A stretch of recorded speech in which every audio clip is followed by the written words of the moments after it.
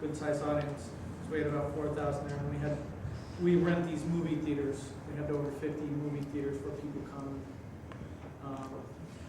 When they pay $35 and get some food, they sit and watch what you're seeing there, but in the movie theater. And they get the 12 CDs and all that stuff, which includes Internet Explorer 3.0. The big theme is the active controls,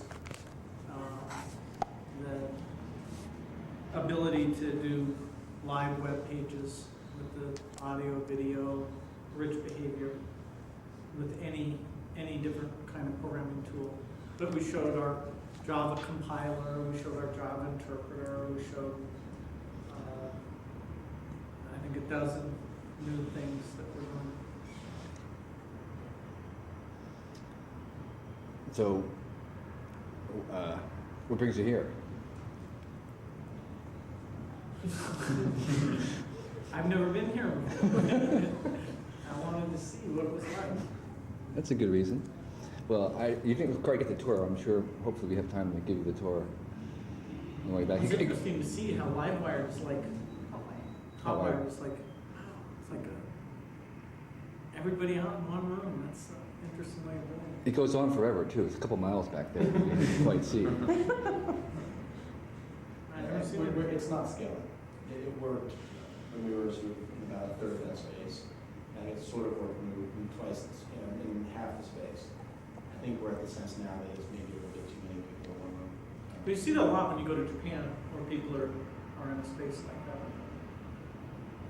It's sort of like a city newsroom where you have a lot of journalists together. But I think at this point it's actually too many to support itself at that size.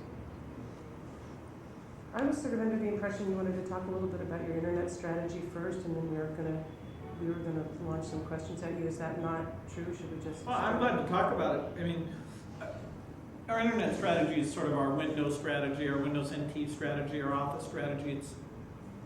There's basically not some partitioned set of Microsoft activities called internet and then some non-internet kind of things. It'd be hard to think of something that we're doing today that's not internet related. I mean, even our games are internet multiplayer games, and certainly the vast majority of the stuff going on in the operating system. There's just, we've decided to have the HTML browser and the control framework be the primary working set of the operating system. So the shell is built on top of that, directory display is built on top of that, help is built on top of that. So you just have that in your standard working set. And people want to do dialogues, rich forms. It's all just using the extended HTML. It's the way to get at that. When you want to have rich behaviors and events, you use these active control interfaces to do it. And we've demonstrated some of the unification things where you unify mail browsing with web browsing and unify file system browsing with web browsing. And then our fastest growing business is our Windows NT business, the server business that includes back office. And so we just shipped Internet Information Server, a month ago on the internet. This is now a standard feature. How are you going to unfold Titan into the internet? Well, that's called Media Server. Yeah. And so that's an add-on that runs on top of Windows NT for people who want to do audio and video delivery. You see, you can do streaming with non-guaranteed delivery, or you can have a system where you have guaranteed delivery because you're working across a transport where you have quality of service guarantees. And the media server, although it works in both environments, it was really, the initial design point was where you have quality of service guarantees. Like inside of one cable company? No, ATM. ATM. ATM is a packet delivery network that has quality of service guarantees. That's why you can deliver voice. So that you can deliver reliable, high quality voice. And the IETF proposals for TCP Next Generation include taking advantage of what's in the ATM underneath to to give you the quality of service. But if you really want to have video, audio, if you really want to have people drop their so-called private WANs, where they have all these leased lines to do their corporate data delivery, you've got to have the quality of service guarantee. So it's a big milestone that's coming sometime on the web. And it'll start in some subset of the web, but eventually it'll be pervasive. What will be pervasive? What was Quality of service guarantees. quality of service? Okay. The ability to say, I want to take send this much data at this rate from this point on the globe to this point on the globe, and have all the switches that are in between reserve enough bandwidth to guarantee that it gets theirs in real time. So whether it's just a voice conversation, guarantee that there's no interruption, or a movie that you're watching, or just a set of critical corporate data that you want to get across and make sure there's no traffic jam when it's get there. You pay a little bit of a premium to get the service guarantees. Right now, the current Cisco routers don't have the rich enough ATM software to do this, and there's some standards that have to be set. But fundamentally, the Cisco routers, which are most of the fabric here, it's just a small question of software to get them upgraded to do. Is that software that Microsoft will be providing? Some of it. I mean, the ATM forum, which Tim Kwok, who's one of our guys who's been very involved in this, that will set a lot of the lower level protocols, the routing protocols. And then this TCP next generation is where you'll get what that looks like on a Windows NT machine. So it's an extension to the sockets interface that we have today. And then the applications just take advantage of it. But I mean, in the sense of Microsoft in the business of trying to provide that kind of a guarantee? Well, most of it will be ship bundled with ATM routers. Okay. The low-level stuff that says, have I over-guaranteed? Am I billing this guy properly for making the guarantee? That kind of thing. There's software, though, when you're running on a machine and you want to make sure something can run at a certain performance level. There's actually very complex scheduling algorithms to be able to say, when I run this multimedia application, I want to shut out anything that might run and starve my CPU, disk access, network access, so that this thing can't make it's guaranteed. It's called demand-based scheduling. And so you have to get, even the machines themselves have to have this concept of dealing with real-time data types in order to make all sorts. So there are some operating extensions that we do, but those are just end up being built into NT. You were talking about the pervasiveness of your internet strategy, and I'm curious as to how that relates to MSN, and then how MSN then relates to the moves that you're making in the media business. Well, think of Microsoft as being in 4 businesses. We're in the Windows business. That's a very good business. We're in the server business, which is Windows NT and back office. That's our highest growth business. And then we're in the Office business, and that's a more than $4 billion a year business. Those 3 together are over 90% of our businesses. The 4th is where you'd find everything else, which is MSN, electronic commerce, games, encyclopedias, the maps, a couple of the joint ventures, NBC, DreamWorks, those things. It's a fairly small part of our revenue as in the company. But there are the 4 areas. Do you see that tracking differently, say 5 years now?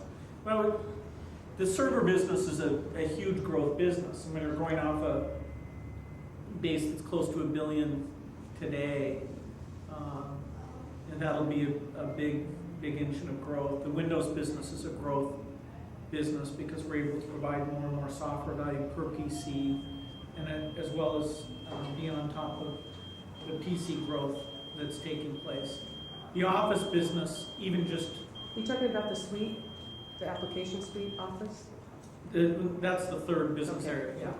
Well, Office includes, the Office... All of your All of the Yeah. applications. Well, those are productivity applications. We recently put Works and Publisher, which are the home-based productivity applications, into the Office group because we want to come up with packaging so that the home PC users get the mix that they want. Today, most of our business out of that market has been to people either bringing work home or are doing work in a business type setting. We haven't got much of the home, our penetration on the home machines is quite a bit lower.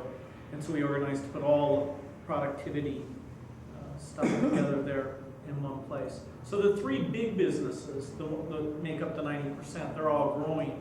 So when you have the fourth business, the biggest part of the fourth business is actually the mouse, the pointing device business. That's an incredible business. I mean, it's immensely profitable. That's the group that did the Microsoft keyboard, the Microsoft joystick, and actually one of the hottest products we're doing later this year is a next generation mouse type product. So why aren't you putting a couple $100 million into those other growing businesses instead of into NBC? That's one of the questions I have. We're not capital constrained. We've never been capital constrained. Well, I would never say you were. No, so I mean, money is no limit to anything we're doing. We've always been in a hiring mode where we're looking to hire as many good people as we can, and that's the operative constraint on the new things we do. And plus, which what do we think are The operative Our constraint focus. is people? Is finding the right hiring people? Sure. I mean, there's a limit in terms of what we think our focus is. Our primary focus is building high volume software products. And you know, that's a business with plenty of opportunities, plenty of challenges, very fast moving global business that if you understand the economics and do the right things, it can be a very profitable business. Like a lot of businesses, it's one where unless you're the high volume player, it's a tough business. So you want to get your innovation and things up. So you either are number one or you're dreaming of being number one in terms of volume in all the categories that you're in. But there's a lot of things, you know, we've chosen not to do. We've chosen not to be in the services business. So we have Microsoft Consulting. That's just to help educate people and get design wins for the high volume software products. We're not an Anderson or an EDS.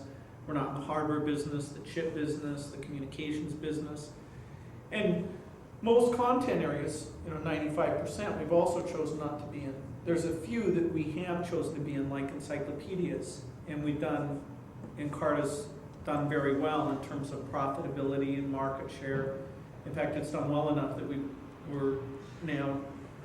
we'll be the first encyclopedia that's in a lot of different languages. So we're doing the Japanese version, which is a $30 million investment, French, German, Spanish, and it's a lot more than translation. I mean, there's a different sense of what's important, or even a different version of the same event that are fairly important to provide.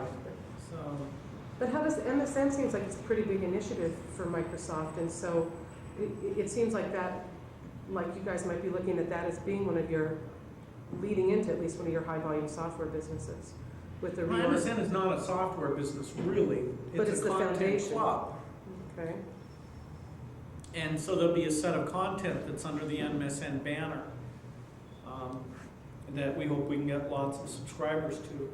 We said when we launched it that we hope to get 1 million in the first year, and we'll clearly exceed that. We're at 850,000. And why do you want subscribers? Well, that's the income stream. It's just like, why do you want subscribers?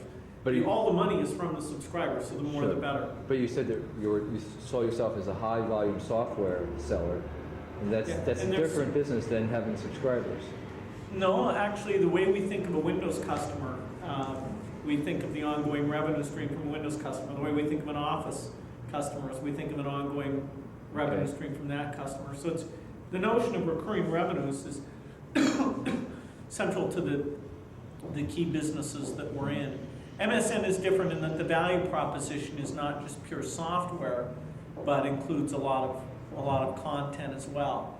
Now, in a certain weak sense, a product like Office, the spell checker, the help files, the documentation, you could call that content. There's no black and white notion of what's in one bucket there. But MSN is taking a programming budget, and we give Russ a big programming budget, and he does some things internally and some things externally, and he'll create a set of exclusive content that we hope subscribers find attractive. I mean, it's a very straightforward business model.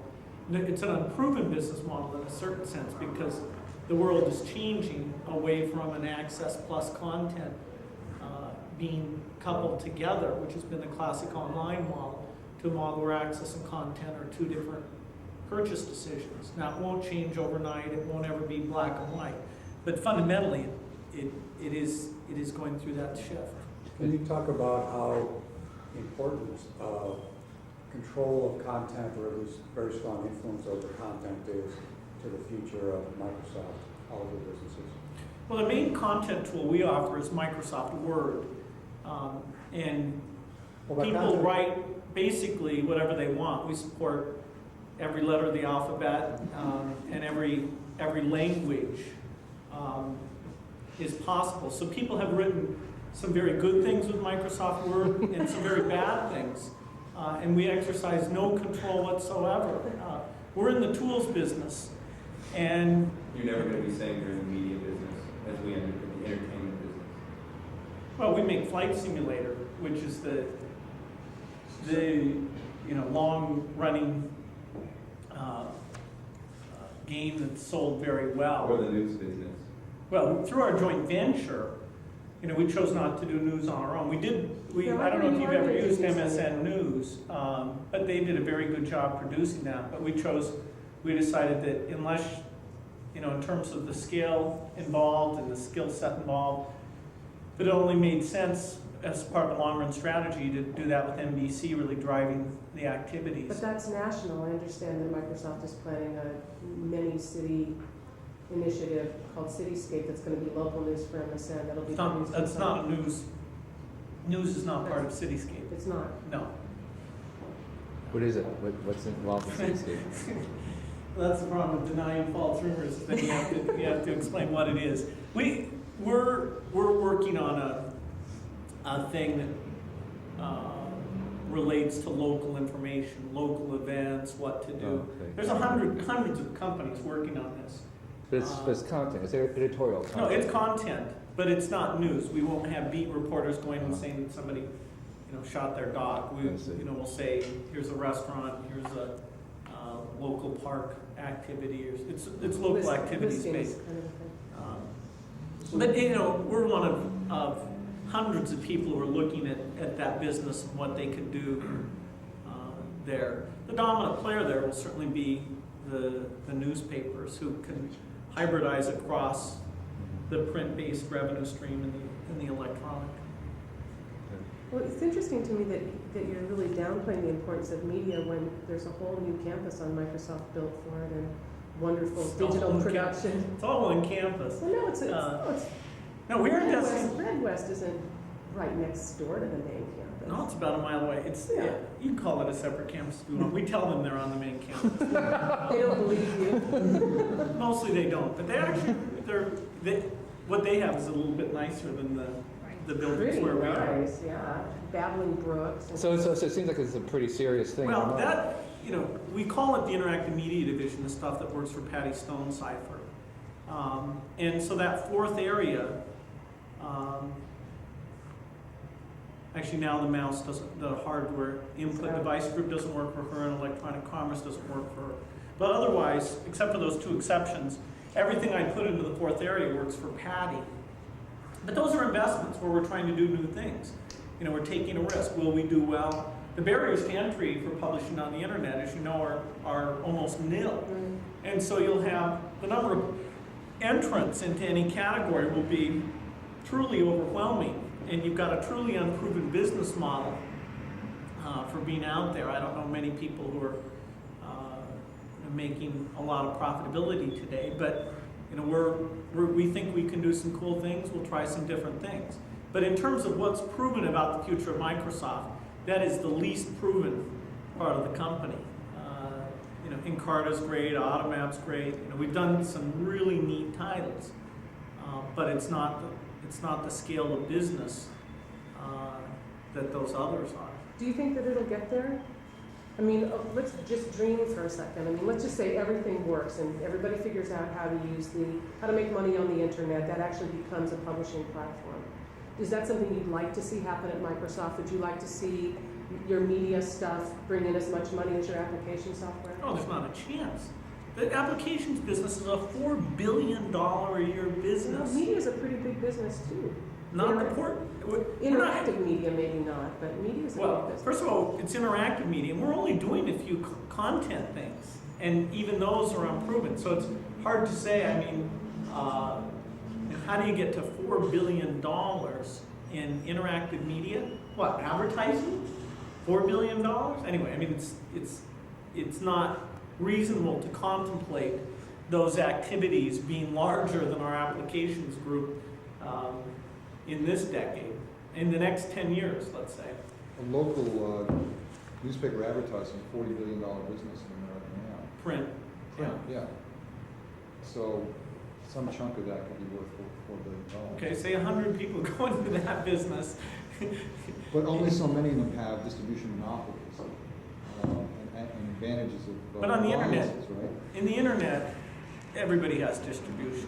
Well, maybe for another 6 months, I mean, but. No, I'm not sure what you mean. Well, there's getting to be so much stuff that companies are gonna have to start aggregating, and that's part of the business model for MSN, is to be a club where you can go. No, advertiser-based stuff always has distribution. There's nothing that blocks advertiser-supported material from having pure distribution. Well, except for ever. that if there's 4 gazillion websites, advertisers can't support A it. virtual very Mind share.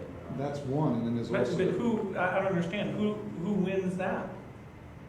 That's our question. That's the question. Okay. I think it's Whoever kind of- has. Are you? I don't have any particular advantage in that. Well, yeah, you do, because you have a brand, and you're on Our brand- 85% of the desktops in the world. And you have an entry point.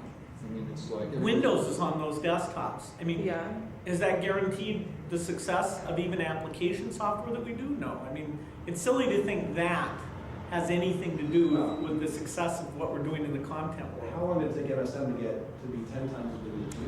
It was taken 20 years to get. Oh, come on, Genie. Well, I mean, Genie is a shrinking thing. I mean, Yeah, why? your bridge club will be bigger than Genie soon. I agree. There's no Why? question. But why? But the reality is, Why? within. Yeah. It's the iPhone on the desktop with Windows 95. I don't think that's arguable. Oh, you think that we're not getting customer? We bought an ad, which is an icon on the desktop. The majority of MSN users didn't know that icon was there. But anyway, What? some of them, How do you know It's that? right there on my screen. because we do a survey So how'd they get on there? How'd they find their way there? By some other, through the install procedure. I mean, That's Okay. scary. I mean, the current model, No, MSN is in 3 places. It's in the install procedure, it's on the program menu, and it's on the desktop. But on the Dell that was shipped to me, as soon as I turned it on, there was a hard disk and then there was an MSN icon. What percentage of PCs do you think with AOL coming up as their primary thing? We are go buy consumer PCs and see which online service gets most prominent mention. We will be a distant fourth. We take a Packard Bell machine, Navigator comes up, not Windows, and promotes the hell out of CompuServe. Not us. We are the least prominent online server in terms of the experience you get in an out-of-the-box PC. Well, yeah, you're pretty new though, too. I mean, that's gonna have to change. We're not getting our subscriber because we're on that Windows desktop. The Microsoft brand is helping us get some of those subscribers. Now, how far can that go? But it is helping us get some of those. We're Microsoft, so a lot of those people are actually using other online services and they signed up for ours. It's not very expensive. And remember, this is like you get into the trial period, and even if you pass the trial period, which about 80% of those people have, what is it, $10? I mean, it's fun to sample the thing. You want to tell your friends, yeah, it's still not any good. Do you see Microsoft staying in the ISP business? We're only in that in the sense that we offer customers access plus content through an arrangement we have with UUNet where we fund them putting in points of presence. And so we've been careful not really to get directly in that. Most of our business for the next 2 or 3 years will probably be access plus content. Over time, we expect the content-only SKU to be popular, to be the most popular. but your idea is to build up so that you keep having these subscribers come back for more access content, or are you hoping that they buy tools, software tools? Software tools is a completely separate business. Okay, so you would like to have more and more subscribers buying access plus content And from you. Russ Siegelman wants to have that. That's his job. He runs MSN. But the He access, wakes up every morning and thinks about subscribers times subscription fee equals plus ad revenue equals Do revenue. you ever think that could become a very large business, as big as application sales of applications? Do the math. Let's say we 5% of had, people let's say we in had the 20, United States are on. say we had 20. If you do the math, it could be a very large business. Seriously? What do you think the annual pure content fee for those people would be? For which people? For them? What For annual, the what user. annual content only fee would they pay? The Would a user. subscriber pay? Yeah. I mean, a couple $100 a year. No, not a chance in hell. Wait a minute. Look at the cable, look at cable. $30? How much is cable That's making? very different. Why? Why? Especially if First of all, It's the same thing. more It's than one- subscribers and content plus access. big This is big business, Bill. I think First you of all, should be I only asked about the content business. You have to understand that we're a pass-through on the access part of that. That's just a cost of goods sold. We don't make any margin on the access part. We're just doing that to be able to offer what people want to buy today, which is like what AOL says, where you have access plus content. So don't talk about the access piece, because that just goes to buy Cisco routers, Ascend modems, and nothing to do with me. Yeah, but Probably you goes- can't ask the question, how much will people pay for content? Because so much of what you guys are working on now and what everybody's working on in this space has to do not just with advertising, but lots of different subsidies. So the revenue. What streams- subsidies besides Well, advertising? like the health database, for example, people in Microsoft are talking about having that underwritten, sort of sponsored, the way they used to That's just sponsor advertising. TV. It's a form of advertising. Well, it is and it's not. In what sense is it not? Well, because no matter, okay, call it whatever you want, I still It's don't advertising. I don't have to pay the money to get the content. That's so- advertising. So, and then you can charge content. Apparently you guys are optimistic about content clubs. That's good, because there's 1,000 people doing content clubs. I hope all 1,000 people who are doing content clubs can do well. Do you What think do you- Disney will do well? I think that they'll do extremely well. How about Wall Street Journal? I mean, there's some brands that are like very closely associated with a particular type of content. And how about that will do very Microsoft? well. Will Microsoft do well as a content club? No guarantee. Remember, Microsoft is the company that will never make any forecasts. We don't promote our future. We don't. So why did you We may invest fail. Why did you invest valuable people in the business then? It sounds like it's pretty good business. There's a chance we could do well, but your notion of the numbers, the notion that anyone, take Disney, okay, who really has some real assets, brand, cross-promotion here, the notion that they could get $4 billion out of their interactive content club, the math does not pencil out, not in my world. it doesn't pencil out today, but. There will be no content club, I can guarantee you, there will be no content club in my lifetime with $4 billion a year of revenue. Just get real. How much does ABC make or NBC? I don't know. DCR. Disney is a $20 billion company, so that's the combined revenues of all their That's operations. their content. Their content club is for the. No, that's not a content club. So I don't understand if you don't think you're ever gonna make $4 billion on it, why are you doing it? Because we think it'll be profitable. Yeah, but profitable, schmofitable. I mean, you all your CD-ROM business is profitable now. No, It's not no, that's not profitable. true. Well, actually, We have lots of CD-ROM businesses that are not profitable. Well, that's not what Pat We have says. more, if you take them all together, they're profitable. Now, she says there are very few that don't make, they're profitable, it's like this profitable. So you have to think about going to products I'm that. not sure what measure is being applied there. There are lots of those businesses that aren't very big businesses, But that was part of the reorg and part of the reason why a lot of that portfolio stuff is gonna go away and stuff like Encarta The and reorg- Music Central and all that stuff is going to become more the kind of products that Microsoft does. Broader base, more potential to have very high sales. So, there's a lot of stuff going on there that points toward, your people are saying they won't say numbers, but it's clear that you're making a big investment here. So if you yeah, we can't, could lose a lot of money.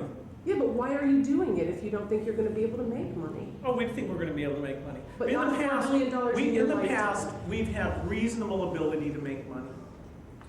Well, we believe that. Well, But yeah. Why are you saying that it's not? But you're on drugs when you talk about $4 billion. I didn't Let's say be that. real, I mean, I'm a I asked if you numeric thought- literate person, Got it. okay? Okay. I don't, it's not a world of adjectives. If There it's are not for, numbers if it's in not this. The for, total ad spend in America is $8 billion. $4 billion of that's not a huge chunk. When will the total internet ad spending, that's not divided by the 1,000 people doing this thing, when will it be greater than 4 billion? Forrester says 5 billion in 2000. 4 billion by when? 2000. Forrester says 5 billion by 2000. Okay, so let's say it's 5 billion. What do you think the company with the greatest share of that will have in terms of internet advertising revenue? So why should you call it internet advertising? I think that's a red herring. I mean, the Why? internet, because it's not just the internet, it's the business of delivering media content Electronic. to you, to a consumer electronically. That's not internet advertising. That's a new market. Take That's the cable friction-free advertising. economics that we Who talked has about in your who book. has the biggest cable advertising revenue? US. Individual network? Mm-hmm. I believe it's ESPN. ESPN, 250 million. Is that 4 billion? I don't think so. Anyway, Yeah, that's one brand. Yeah. how many brands do you think I'm gonna have? You're gonna have a I'm not lot. doing ESPN on Yeah, here. but- How many titles you've got But received? MSN is a I'm not club. doing sports. I mean,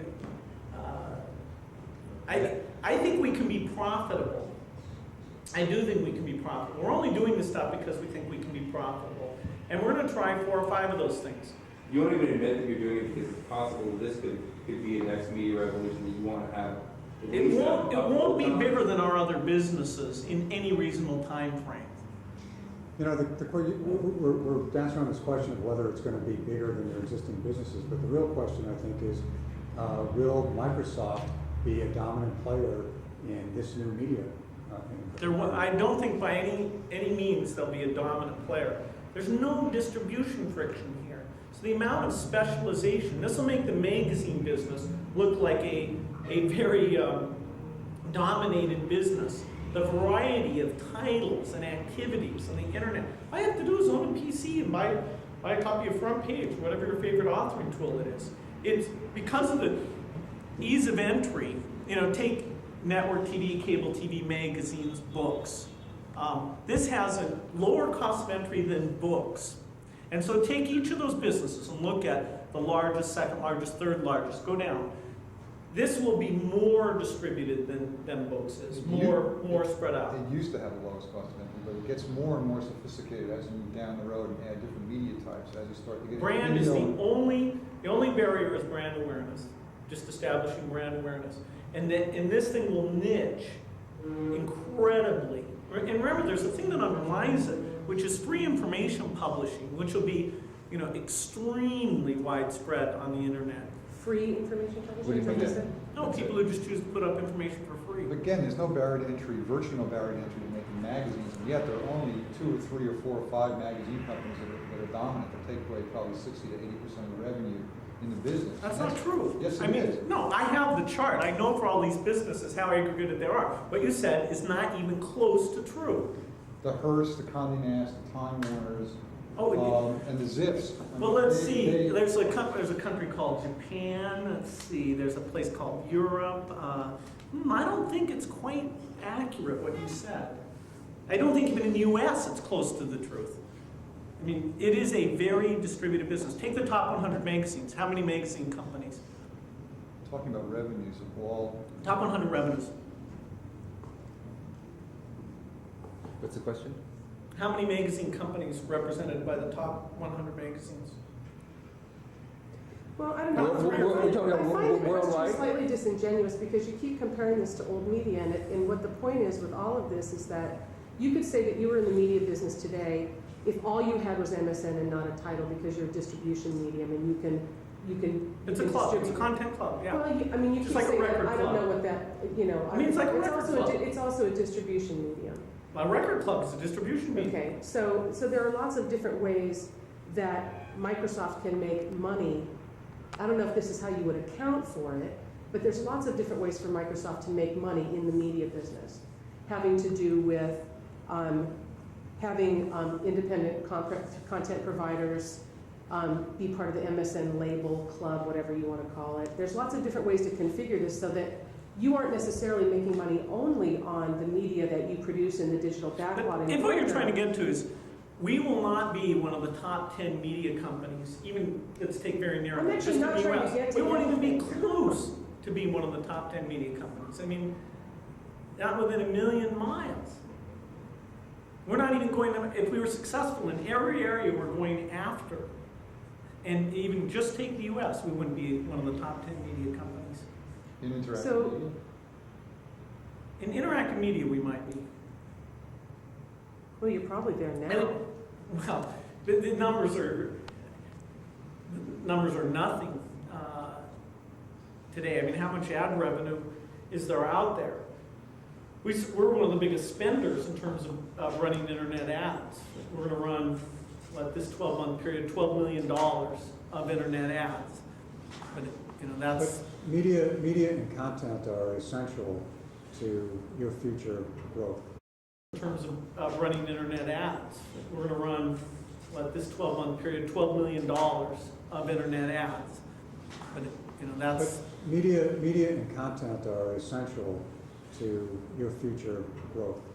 No. For the rest of the business. Not necessarily content that you're producing in Oh, in the same way yourself. that, the same way So that that's writing. why I talked about not only controlling that content, but influencing that content. And the more you can influence the big media companies to go in a direction To that use will your improve the tools. rest of your business. To tie them to your tools. But you never make money just selling to a few big media companies. How much? What do you think the tools budgets of the big media companies Linking are? with the big media companies to sell to everybody else.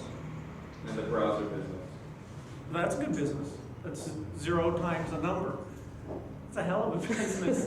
MSNBC. Why are you being so aggressive and you see it as a threat to the future of your OS? That's a feature of the operating system. That's our strategy. But that is a threat to the future of the ability to view media. I mean, from the desktop to view media, you need that capability built into your operating system. Would you agree with that? No, you can run the Netscape browser if you want. No, I'm saying, but you're obviously being very aggressive in importing, creating your brand for your browser. You're not Because going to deal we're with promoting that feature of our operating system very heavily. I think what Russ, what you're saying is the ability to access media through the screen is very important as part of your OS, correct? That's a feature that users will expect. Now, And the more you link up with big media companies to share revenues as this grows, you're going to increase your revenues through the content. I don't and you're gonna understand. You get no, when you sell people tools, you get zero of their revenue. When you sell people Windows, you get 0 of the money they No, but you're spend on creating- viewing things. You you get need- none of that money. You need to influence the Not a content. chance in hell. You'd never be competitive. You'd be put out of business in a second. It's like saying, this piece of paper, you using my piece of paper, pay us a royalty. And Netscape. You use that piece of paper to do something really cool. Netscape does it right now. They have advertising on their browser. No, they sell have ads. advertising on their homepage. Well, which most people don't change. So they end up with what, 1 billion hits a week now? Something like that? No, we'll have our browser will point to a home page. Now we have all these deals where people distribute our browser for free and they can change the home page. So, But the truth is that the tools that you guys are developing bifurcate a little bit from, in the same way that Netscapes do right now. They have things that they can do with their servers and their browsers that are slightly different from if you don't have the Netscape browser. So Microsoft is doing something a little bit different. no, we're supersetting the Netscape What? browser. And will you continue to superset the Netscape Absolutely. browser? So there will never come a point in time when, if I am using Internet Explorer, I will see something better or more fully featured than if I'm using the Netscape Well, browser to they'll look clone at the us. same thing. Pardon me? They'll clone us. We'll clone them, they'll clone us. That's the name of the game. Unless you come out with a feature that nobody uses, Well, then they won't bother to that's clone you. fabulous. Yeah, we'd But love that's that. the name of the game. It's just like the spreadsheet business. But I guess what I'm trying to get to, and I think what Russ is too, is that it's not just about the media that you create in house and getting that subsidized through advertising or whatever. There's a whole system that Netscape and AOL and everybody's trying to do here. Everybody- You're calling it AOL's a not in the club. tools business, I'm Well, totally they- confused. well, The they- intersection between Yes, AOL and you Netscape have is to nil. use- No, that's not true. If you're a content What's the provider- overlap between the AOL and Netscape? There's an explosion in new The media, point is that and they're you, gonna use computers and they're gonna use tools, and if you can lock them into your standards, you're gonna do very well. That's we, Here's a book. there's a thing called specialization, and the tools business is totally competitive. There are tons and tons of tool companies, and you don't get any influence over any other part of the business by being successful in tools. None. You get no revenue from the other parts of the business. You get the tools revenue. That's it. Period. But it's all I mean, the delivery is gonna be dependent on software, and if you can control the software standards, you can reap the benefits of that No. media exposure. No. It's like saying that because you deliver electricity or something. I mean, how does that work? I don't are understand. tools part of your $4 billion apps business? No, Where does that fall in the that's in four? the Windows business. That's in the Windows It's business? a small business, you understand. The entire tools business, because you never get royalties. People just buy a copy of the tool. I mean, they're not big tools companies in this world. With the electronics consumer goods explosion, you mentioned electricity, if governments didn't, and I'm not saying you should be regulated, but if governments didn't regulate the providers of that electricity, their profits would have been obscene. I mean, a standard was set for the explosion of electronic consumer. There was a monopoly local distribution network, which you don't have in any of the businesses we're in. Well, you've got a pretty good lock-on operating system. No. Let's say we didn't enhance Windows. How long, let's say I didn't do any new versions. How long would Windows be popular? How about 10 years from now? Do you think I'd sell any copies? I'm not saying you don't deserve that. No, I'm just asking You want it. do we have a lock? Can I go take a vacation? No, but you're I mean, reaping tremendous profits on it now, and if you can get a temporary lock on Only the by next keeping wave it that comes along. completely open to all content and making it browse all content and charging no royalty for anybody ever using that. Only that's But what see, we do. that's the perfect way to do it, though. I mean, that's. Charge nothing. But No. what you do is you keep growing. I mean, we're not trying to accuse you of anything here. This is about, keeping But I get Windows no part of the strong, media business building- because of Windows. You None. get what? No part of the media business because of What Windows. is, it's the delivery platform. How can you say Well, I that? get the Windows royalty. But I don't get any part of what people are spending on media. If they because- put, if content providers put their content on MSN, you do. That's in that fourth area of business. Well, right. Which is based on your Microsoft brand name, bottom line. And Sure. your ability to deliver subscribers. That's right. There are multiple companies with brand names. I remember the presentation that we had for Microsoft Network before it launched, and they were saying that the way they were going to make money was to take a little bit of transaction. That was the original model. When we came here, they presented that was the operating model, was that they were going to take a little bit of everybody's transactions. Well, our strategy for Microsoft Network has changed because of the internet being at the center of gravity. So if you go far enough back, the presentation you were getting was sort of a classic online service business model, which now is not our model. Because that Well, model, the model's just splintered. There's about 5 different ways for you guys to make money on it. no, it's a different model. It's a completely different model. What's the model now? The old model is a middleman model, where you control what content appears to people. No one can bootstrap that at this stage. Nobody can do a new online service. And so now the model is, we have to have unique content that we fund out of a programming budget and hope that we get enough subscribers times subscription fee plus advertising to pay for that programming budget. So because we're betting on the future, we pick a programming budget, a good-sized programming budget, spend some of it internally, some of it externally, and we're pretty early in that stage, and we hope that we can get enough subscribers to make that a profitable business. But we're not a middleman. No customers are able to go out and browse anything. The information that we put on MSN is not the only information they see.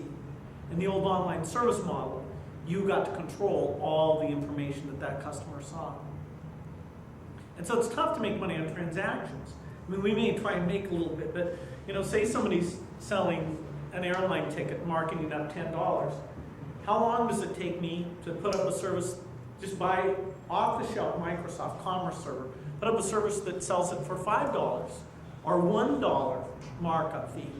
You know, it's friction-free because all the tools, all the pieces are so easy for somebody to assemble. So nobody's going to be sitting there making much of a markup on anything. So the future looks pretty bleak for you. No, the only guaranteed winner here is the customer in terms of what they'll be able to get out of this thing. They're in good shape. What about the at-home model in combination with TCI, setting up high-speed proprietary networks, then cutting companies in to sit on the servers at the distribution points? I don't think if you read the telecom dereg bill, they're allowed to do what you just described, Why not?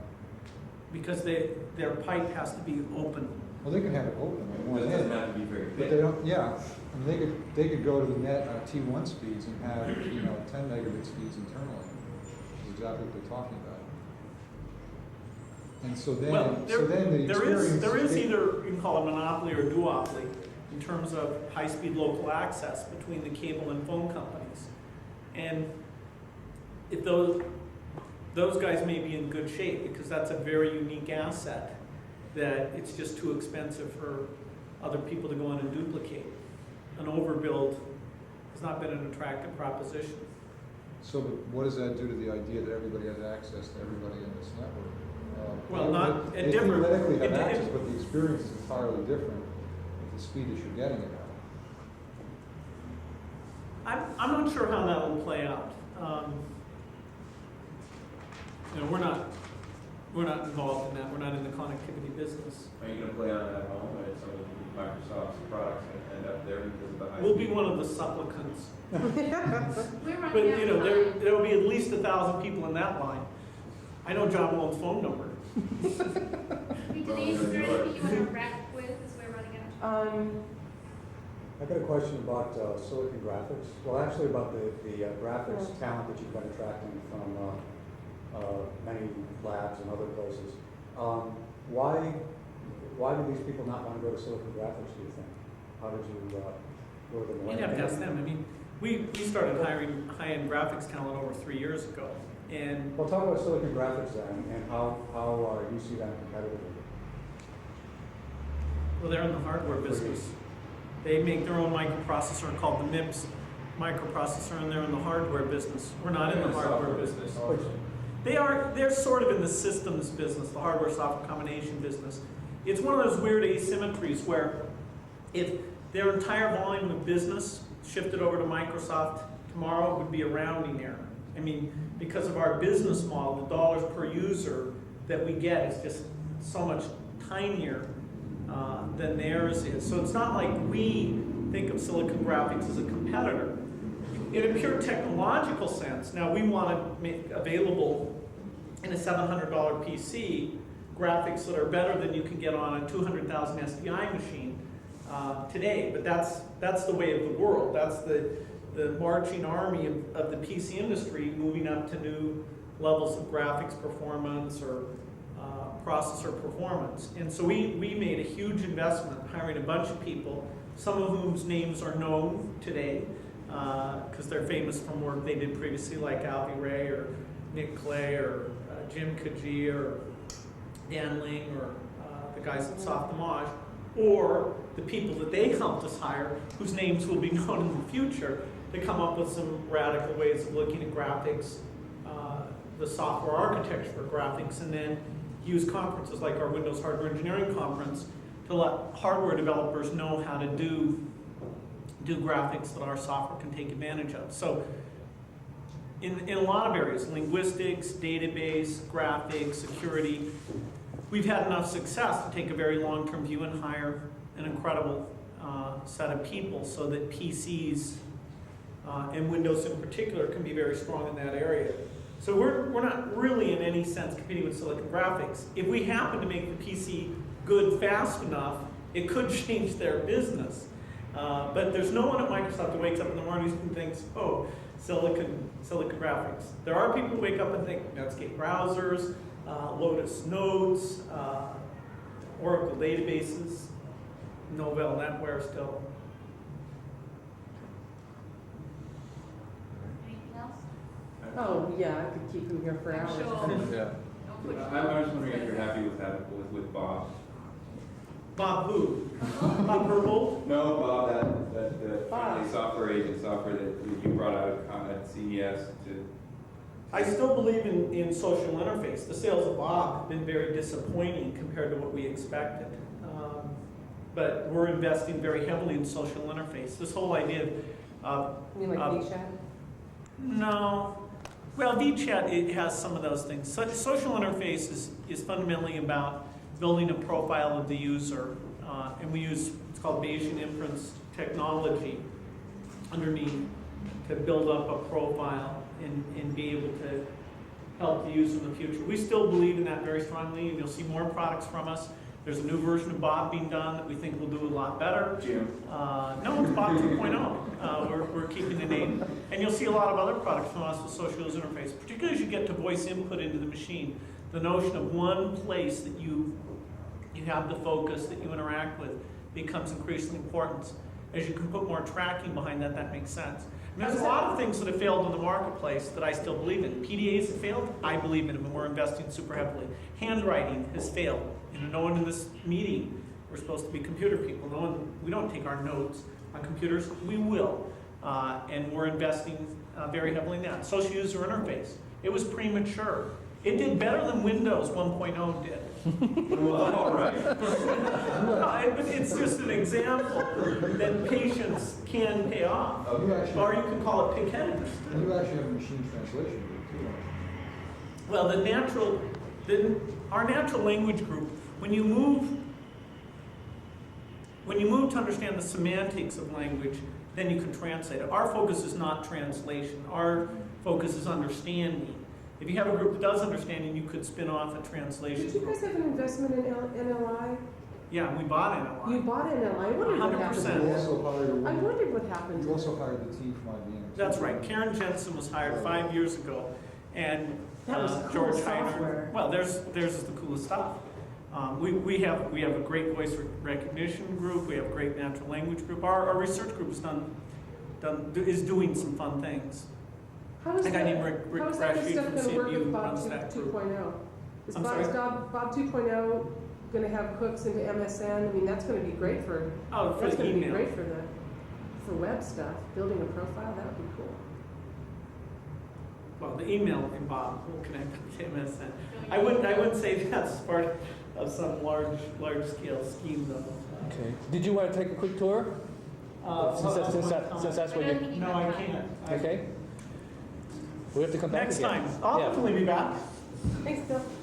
Then some.